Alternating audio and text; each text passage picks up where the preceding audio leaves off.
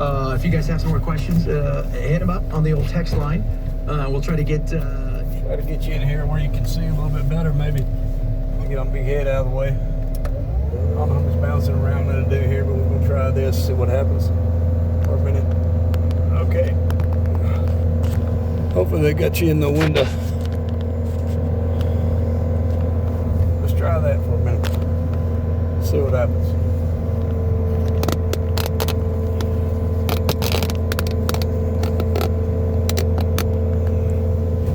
Alright, so let's do that. So, alright, here we go. Power up. See that dial down there? Shows me my speed of my mulcher outside. I try to keep it out of the red. Of course, I'm real bad habit about just slamming stuff, so looking in the red a lot. But we operate the yellow and the green, top yellow 2,000, 3,000 revolutions. Going pretty good.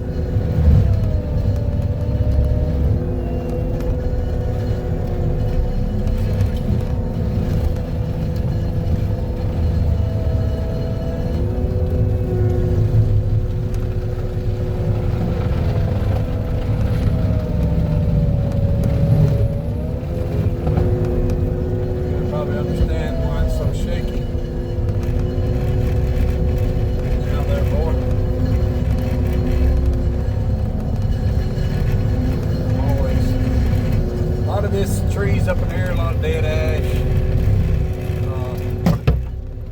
Gotta be careful how you push on the tree out here, it'll come back on you. Of course, these are all small right here, so I ain't got nothing to worry about.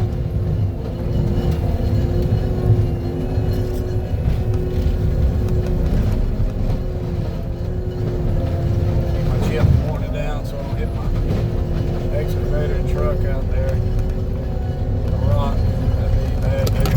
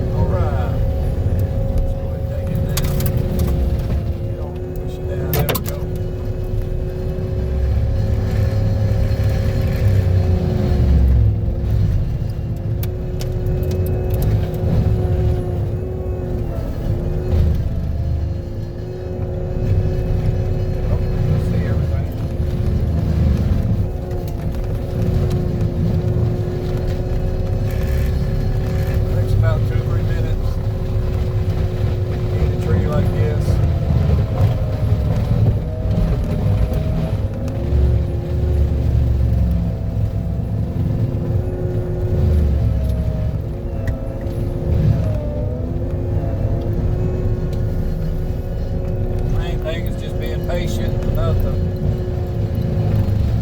realize sometimes you can't eat it all at once. Like I said, try to keep it out of the red as much as you can.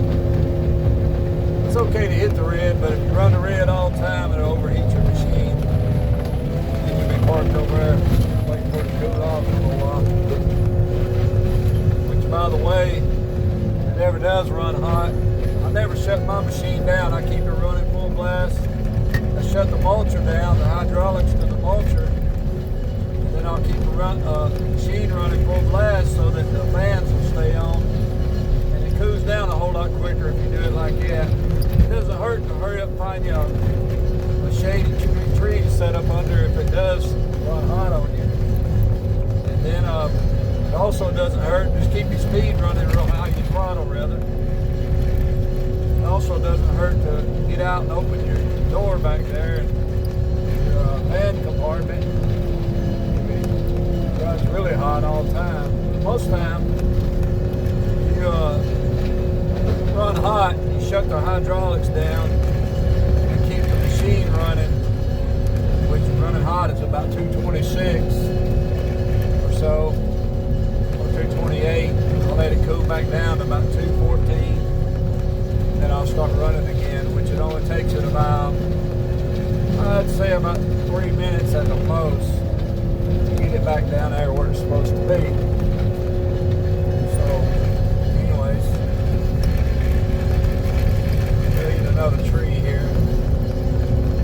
Let's go over and eat this one, I think.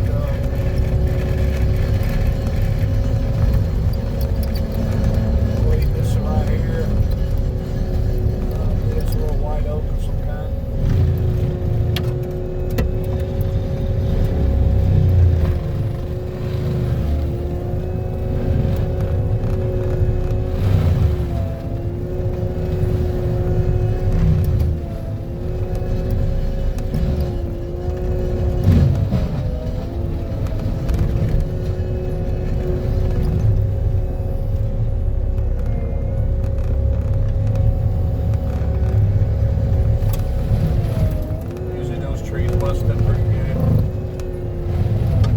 About 6-inch trees, 6-inch white oak, stuff like that, or even an elm. It takes it a minute to chew it up, but it's elm because it's so stringy. Elm, and there's some hickory. It's real stringy like that too. It makes it hard to chew up, but as you can tell, it chewed it up pretty quick.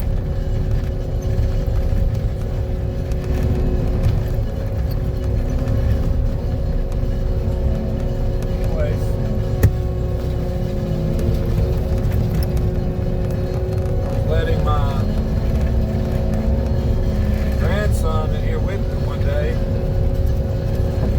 and of course there ain't a whole lot of room in here, but he said, "Pops, that's so satisfying to be able to do that."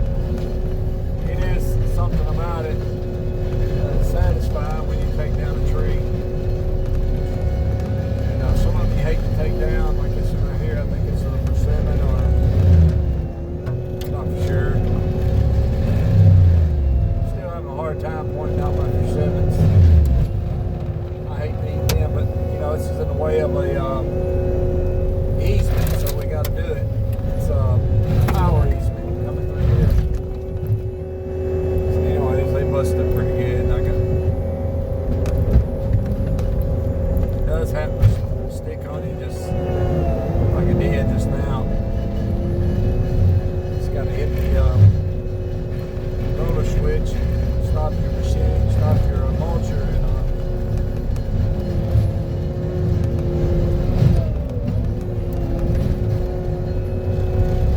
roll it backwards so it'll clear out. Anyways, that salmon or whatever that it was, I just now ate, it's rotten at the top, so it wouldn't have been there very long anyways. So I don't feel so bad about eating that now.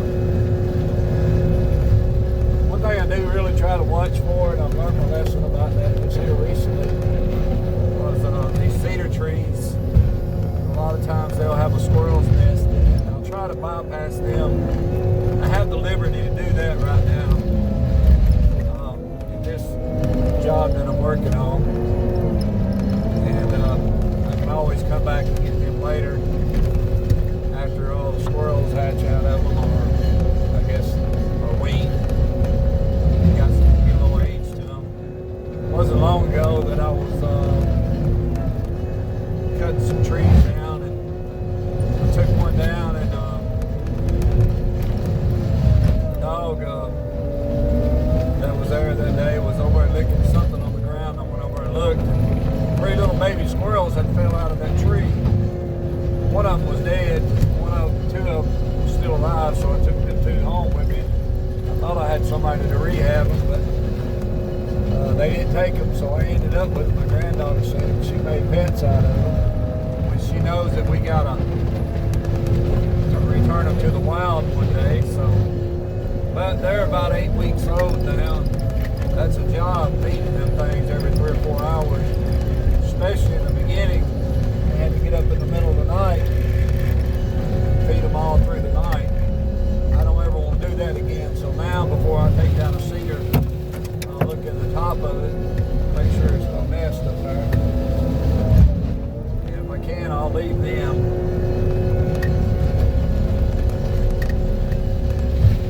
This is the hazards of